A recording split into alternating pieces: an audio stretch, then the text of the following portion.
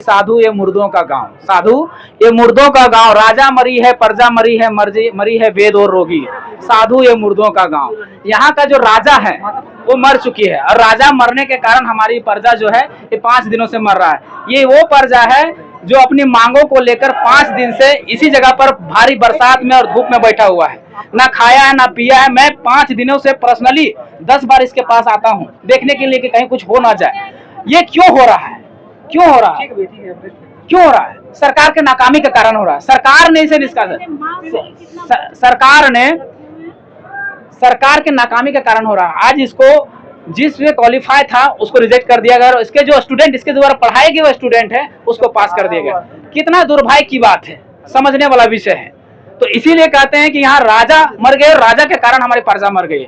आज यहाँ पर जो जेपीएससी प्रोटेस्ट हो रहा है, जेपीएससी प्रोटेस्ट आज की कहानी नहीं है। ये कहानी जब 2003 में शुरू हुई थी उस समय की है। 2003 में जेपीएससी का पहला एग्जाम होता है। एग्जाम होने के बाद वहाँ बड़े बड़े नेता, मंत्री, विधायक के बेटे बेटियां और उसके भाई बंधु नौकरी लग जाती है। जब ये खुलासा होता है तो सीबीआई को रिपोर्ट सौंपा जाता है कि इसमें धांधली हुई है और वहां से लेकर आज 23 सालों तक सीबीआई जांच कर रही है। आज तक नहीं पता चला कि कौन दोषी है। और अगर सीबीआई ने कहा कि हमने जांच करके रिपोर्ट राज्य सरकार को दे दिया है, लेकिन राज्य सरकार ने आज तक उस पर कार्रवाई नहीं की है। कितना दुर्भाग्य का विषय है। अगर आज उस पर कार्रवाई हुआ होता तो आज ये दिन देखने को नहीं मिलता, जिसका कारण आज कुछ सालों में वो जो पदाधिकारी हैं कुछ सालों में रिटायर कर जाएंगे।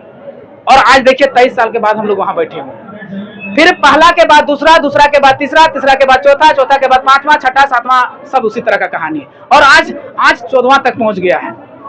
तो ये कब रिफॉर्म होगा, कब चीजें सुधरेगी? सरकारें बदलती है, सरकारें आती है जाती रहती है, लेकिन हमारा भविष्य का क्या होगा? हमें तो शोषित कर दिया गया, हमें तो पीड़ित बना दिया गया है, हमें इतना दबाया गया, इतना कुचला गया है कि हम उठ के खड़ा नहीं हो पा रहे हैं। इसलिए हम कहते हैं क्या फर्क पड़ता है इस देश में राजा कौरव हो या पांडव? क्या फर्क पड़ता है इस देश में राजा कौरव हो या पांडव? जनता तो बेचारी द्रौपदी है, जनता तो बेचारी द्रौपदी है। अगर राजा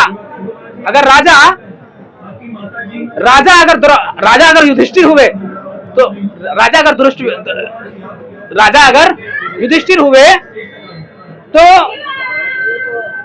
अपनी बीवी को बेचने के काम आएंगे। और अगर राजा दुर्योधन हुए तो चिरहरण के काम आएंगे। यही तो हो रहा है। जब रघुवर दास का कार्यकाल था 2019 में, उस समय यही सरकार कहती थी कि ये जेपीएससी के मुद्दे को लेकर कि ये कठपुतली की सरकार है और निकम्मों की सरकार है, निठल्लों की सरकार है, और उस सरकार को घेरती थी। आज जब ये सत्ता में बैठी तो ये खुद निकम्मा निठल्ला हो गई। और हमारी मांगे क्या है? छोटी छोटी मांगे हैं कि भैया टीडीपीएल एजेंसी जो उत्तर प्रदेश हाईकोर्ट ने जिसको ब्लैक लिस्ट घोषित कर दिया था, डिबार घोषित कर दिया गया था, तो उसको झारखंड में टेंडर कैसे मिला इसकी जांच की जाए और जो भी दोषी है उसको कड़ी से कड़ी सजा दिया जाए। दूसरी हमारी मांग है कि टीडीपीएल एजेंसी के द्वारा जितनी भी परीक्षाएं ली गई है, चाहे एससीएफ की हो चाहे एफआरओ की हो, जितनी भी परीक्षाएं ली गई है उसको जल्द से जल्द रद्द कर दिया जाए और फिर से एग्जाम को कंडक्ट करा जाए। तीसरी हमारी मांग है कि जैसे पहला जेपीएससी से जो जांच चल रहा है सो आज तक चलता आया है, तो एक कानून झारखंड में बने कि कोई भी अगर इस तरह का धांधली होता है तो 3 महीना के अंदर वो प्रक्रिया को पूरी की जाएगी और एक फास्ट ट्रैक कोर्ट का निर्माण किया जाएगा। और उसमें जो भी दोषी रहेगा, अगर फांसी चढ़ाना हो तो फांसी पर चढ़ा दीजिए, अगर उम्र कैद की सजा देना हो तो उम्र कैद की सजा दीजिए, लेकिन ये चीजें नहीं चलनी चाहिए। और चौथी हमारी मांग है कि अगर जेपीएससी पहले एग्जाम को कंडक्ट करवाती थी खुद से, फिर जेपीएससी नहीं लेने लगी, उन्होंने एजेंसी को सौंप दिया। अब एजेंसी भी एग्जाम को सही से कंडक्ट नहीं करवा पा रही है, तो ऑप्शन क्या है? हम पढ़ने वाले छात्र हैं, हम तरीका बता सकते हैं। अनुच्छेद 312 के तहत संघ लोक सेवा आयोग का गठन किया गया है और अनुच्छेद 315 के तहत राज्य लोक सेवा आयोग का गठन किया जाता है। अब प्रावधान ये है कि अगर राज्य लोक सेवा आयोग सही से एग्जाम को कंडक्ट नहीं करवा पा रही है तो इसके बाद प्रावधान ये है कि वो चाहे तो राज्यपाल के अनुमोदन के बाद अगर राष्ट्रपति सहमति दे तो संघ लोक सेवा आयोग इस एग्जाम को कंडक्ट करवा सकती है। और अभी वर्तमान में खरेज करने का एक ही माध्यम है। क्यों? क्योंकि आपको पता होगा कि संघ लोक सेवा आयोग की एक्यूरेसी रेट एग्जाम लेने की, उसको कंडक्ट करवाने की फ्रेश तरीके से 99% रही है। तो 99% रही तो चीजें सुधर जाएंगी। सुधरेगी कि नहीं सुधरेगी? सुधरेगी। भाई हम आखिर तब तक तरस सोच रहे हैं। हम कह रहे हैं कि भाई हमको सीआईटी नहीं चाहिए, एसआईटी नहीं चाहिए। क्यों नहीं चाहिए? इसका भी कारण है। आपने जैसे सीजन का एग्जाम देखा होगा 2023 में हुआ, सरकार मानने को तैयार नहीं हुई कि पेपर लीक हुआ था। फिर हम छात्रों ने आंदोलन किए और मनाए। 4000 लोगों पर, उसके लिए 4000 छात्रों पर केस हुआ, 16 लोगों पर नामजद केस हुआ। सरकार मानी भी, कि हाँ गलती हुआ था, पेपर लीक हुआ था, लेकिन हम छात्रों को क्या, हम छात्रों पर तो केस करके छोड़ दिए। जब आपने गलती स्वीकार किया तो हम छात्रों को तो हटा देना चाहिए केस, लेकिन नहीं, चलिए वो भी मान लेते हैं। उसके बाद आपने एक एसआईटी टीम का गठन किया। एसआईटी टीम जांच करना जब शुरू किए और जब बड़े बड़े लोगों के गिरबान तक हाथ पहुंची तो आपने एसआईटी को शिथिल कर दिया। एसआईटी और किसको पकड़कर, छोटी छोटी जो मछलियां हैं उसको पकड़कर जेल में डाल दिया और बड़ी बड़ी मछलियों को छोड़ दी, जिसके कारण से आज देखिए 14वां जेपीएससी भी उसका शिकार हो गया। और आने वाला जितना भी जेपीएससी होगा, ये 15वां होगा, 16वां होगा, 17वां होगा, हर बार होगा। 7वां जेपीएससी में मैं खुद 56 दिन आंदोलन में रहा बापू वाटिका में।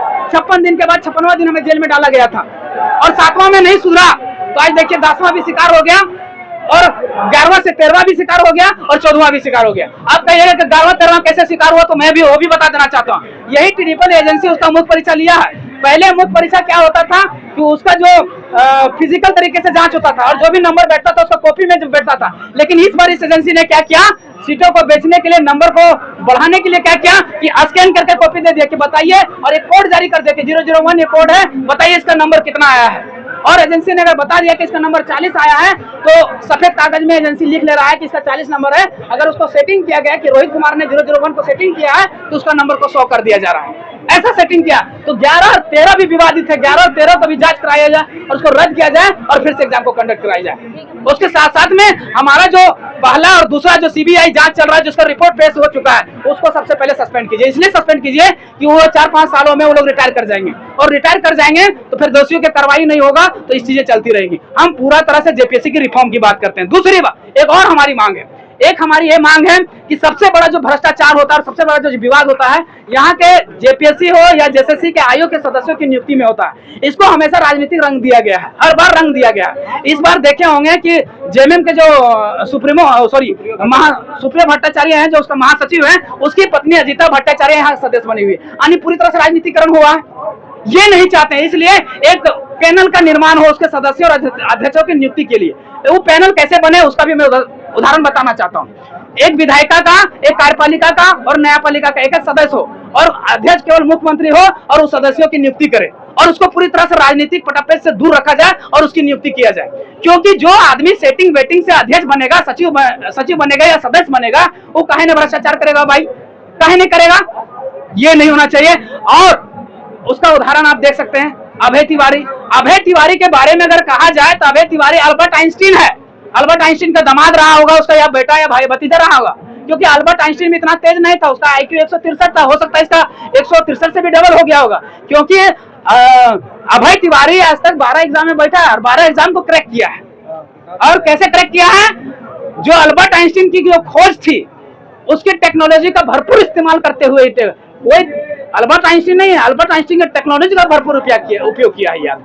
अभी आप देखे होंगे उसी के एजेंसी के जो अकाउंटेंट थे रक्षक सिंह, कल पकड़ाए हैं, वो अकाउंटेंट भी पास है और अभय तिवारी का रिश्तेदार भी पास है। आप सोचिए, सारे अल्बर्ट आइंस्टीन उसके घर में ही पैदा लिए हैं, उसके एजेंसी में ही पैदा लिए हैं। सोचने वाला विषय।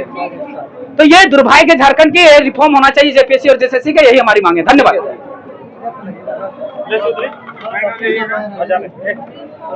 अरे विजुअल लो इधर।